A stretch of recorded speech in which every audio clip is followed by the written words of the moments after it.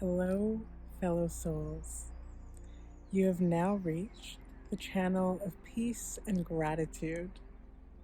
Welcome to Living with Soul. I am Anna Soul, and here we discuss all things transformation from victim to victor, one thought at a time.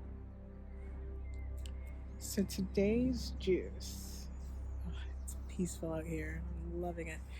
Today's juice is brought to you by Beets. I put a bunch of things in it. I think I might be doing too much, but it tastes great. It tastes phenomenal. Beets, apple, pear, a sliver of pineapple, carrot, ginger, celery. It's a concoction, but it's really nice.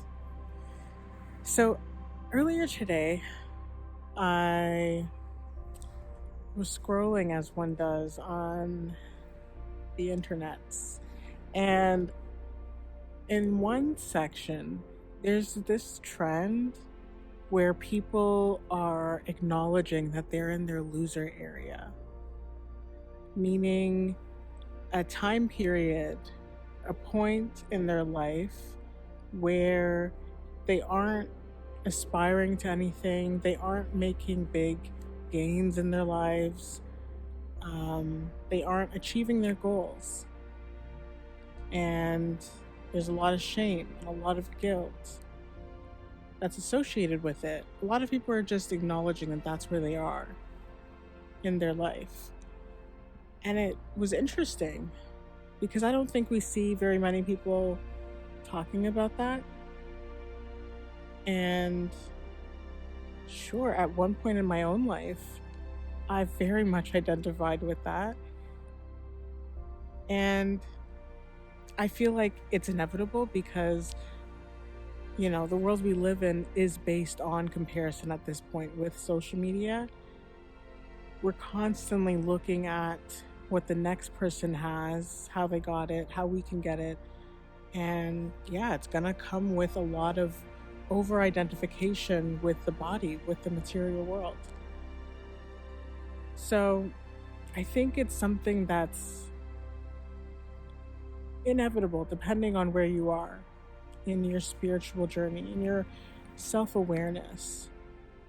And I thought to myself that something I've learned from going through that time is how important it is to lean into the failing, to lean into the process of not having figured it out, of being on a journey that isn't panning out quite like you would have hoped.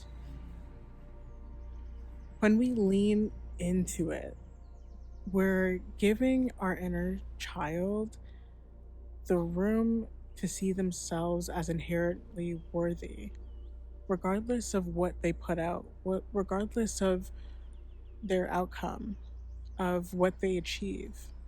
We're giving space to acknowledge that sometimes things don't work out, and that's okay.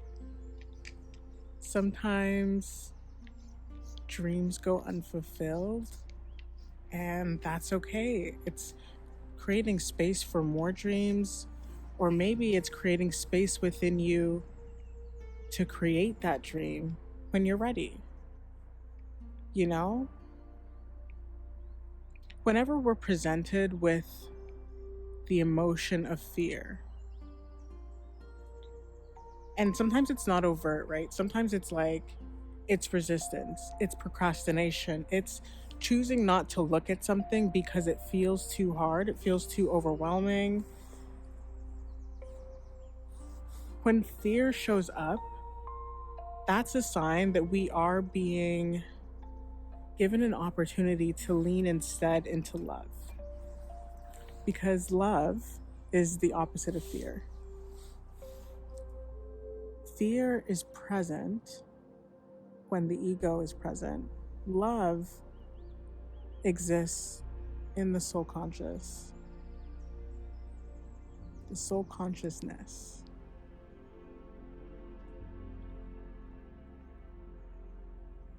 So when we have an opportunity to do that, we're essentially being asked, you know, where can we show ourselves that love that our inner selves need?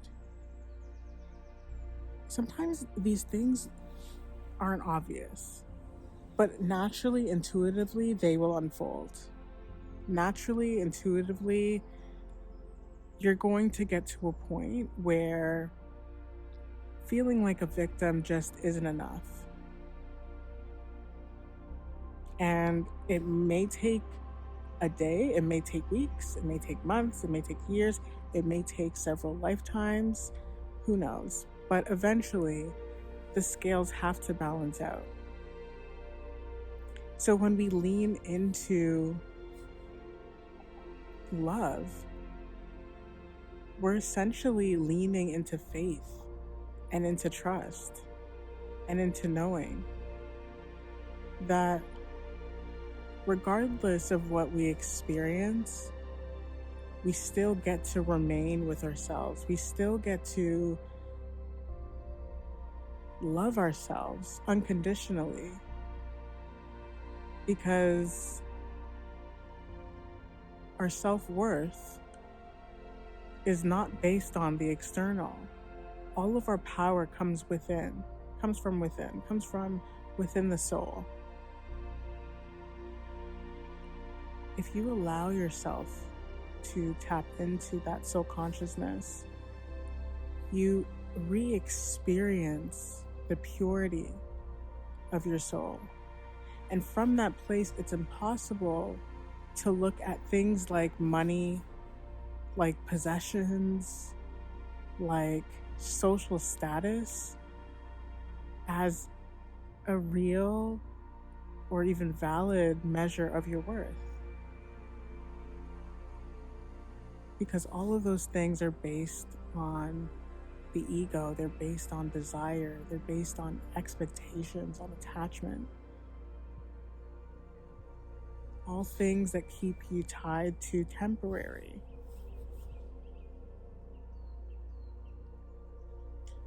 Being in your loser era at times might feel really difficult, might feel really challenging, but it's really a gift. It's a gift in disguise. It's a gift that's waiting for you to change your perspective. That's waiting for you to stand up and create your own destiny. That's what we mean when we talk about creating our realities. It's using every given moment as a gift and an opportunity to match our highest frequency, our highest selves.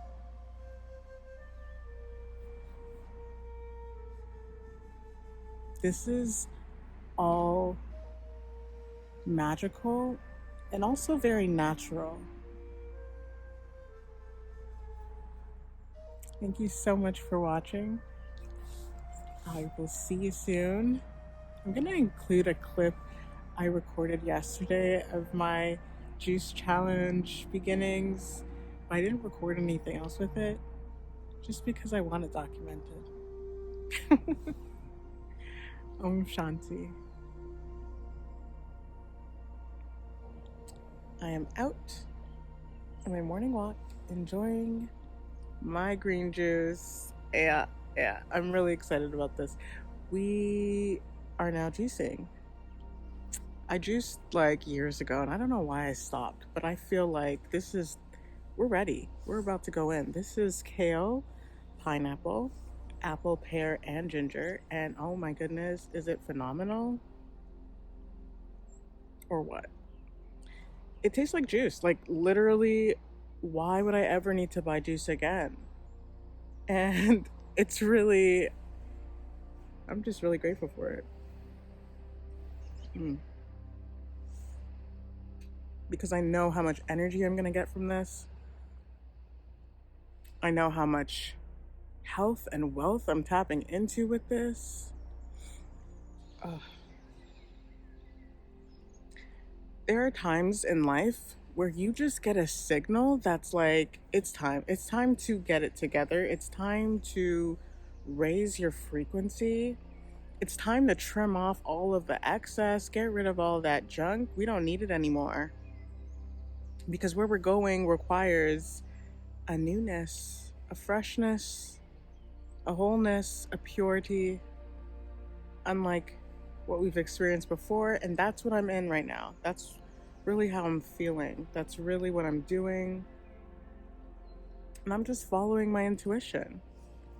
So it's led me here. We'll see where the adventure takes me next.